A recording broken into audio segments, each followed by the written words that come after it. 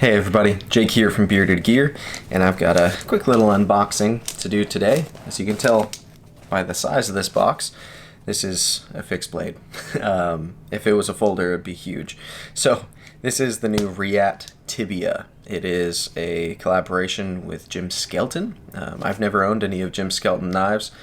I know that a lot of people have followed him on YouTube for a long time. I don't have anything against the guy, but I haven't been one of them. I've seen quite a few of his videos over time, just onesie twosie stuff, but I haven't been like following along for years or anything like a lot of people have. I've enjoyed the few videos of his that I've seen. The custom knives that I've seen that he's made seem to look pretty nice, but I've never had anything of his, and this is the first Reate made fixed blade. It's the first time they've done a project like this, and so I really wanted to get one to check it out and see how they do on that kind of thing. It's also an interesting approach to an EDC fixed blade, where it's got way more blade length than it does handle length, and it seems nice. It looked cool, so I jumped on it. I went ahead. It's actually the first time I've ever ordered from White Mountain Knives. I know quite a few of my friends order from them a lot. I know a few of my friends even have like discount codes with them.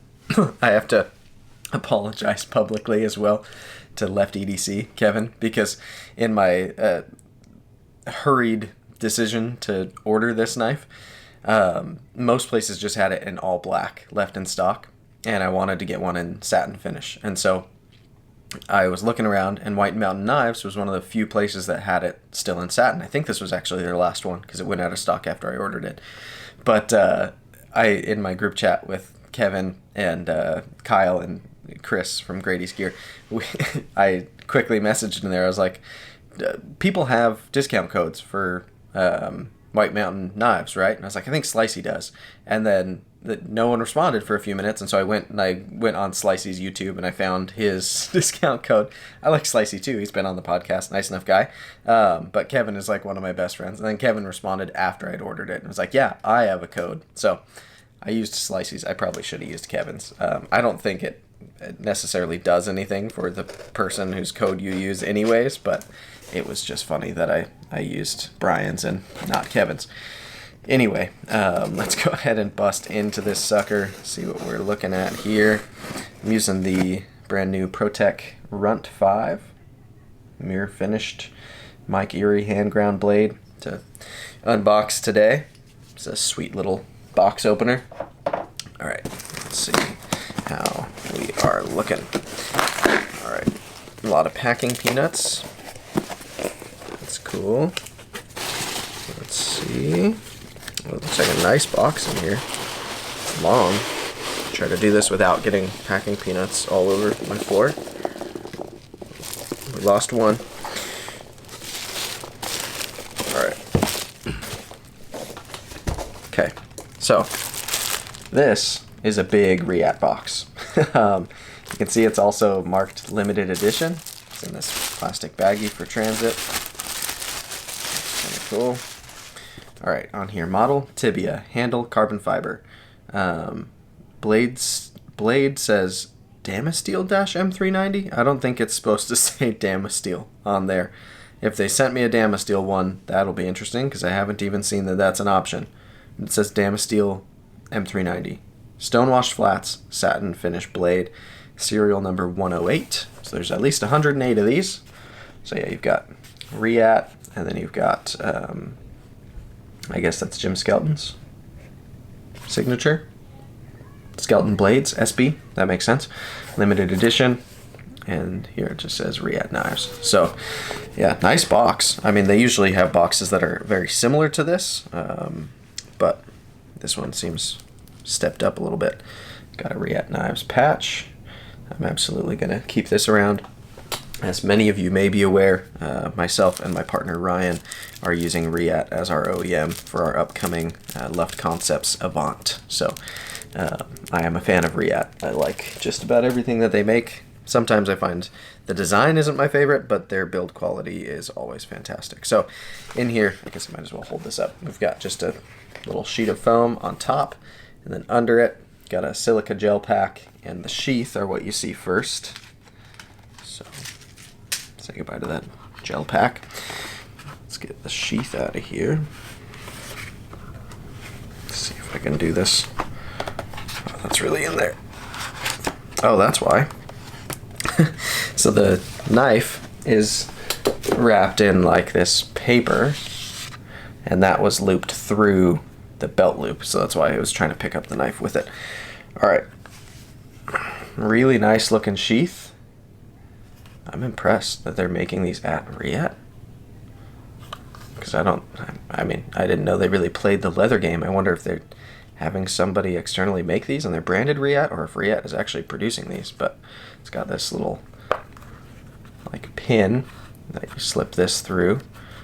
Nice sheath. Yeah, this is cool. All right, so there's the sheath. Let's take a look at the knife itself. As you can see, we've got carbon fiber handle scales. That looks cool. Really nice belt satin on there, and then stone washed flats with this fuller that has the holes drilled through it all the way along. So we've got the Reate logo there. We've got the SB on this side, and it's numbered. So this one, yeah, number 108 of 200. So apparently there's 200 of these. I assume it's 200 satin and 200 murdered out ones, because they did some in DLC. I don't know that for sure, but that's just what I'm assuming. Oh, this is a pleasant surprise. So my medium glove hands fill them out real well, though. I can get all 4 fingers just barely onto here. I was worried it was going to be a 3-finger knife, but because this choil up here, if you want to call it that, I guess it's not really a choil, but just the way that this is ground, I do get all 4 fingers on there, which is nice. It's got relatively aggressive jimping, but I feel like with this handle profile, it kind of makes sense. And with how big that blade is, I might really want that extra control, plus I can just press up here. Cool. Yeah, this carbon fiber looks really, really nice. The hardware is pretty fancy. These screws holding the handle scales on are quite nice. You can see the profile of the handle gets thicker as it approaches the back. I like that. Yeah, that blade is wicked, isn't it? Look at that sucker. Crazy Warncliffe tip out here. It's a flat grind. Pretty thin behind the edge for a pretty thick blade stock, and being a flat grind that doesn't go full flat, comes up, what is that? I don't know, 60-70% of the blade height. Yeah, this is kind of rad. Let's see how it fits in the sheath. I'm gonna be honest, this was kind of just a curiosity buy. I mean, it looked cool to me all along. I feel like I'm doing something wrong here.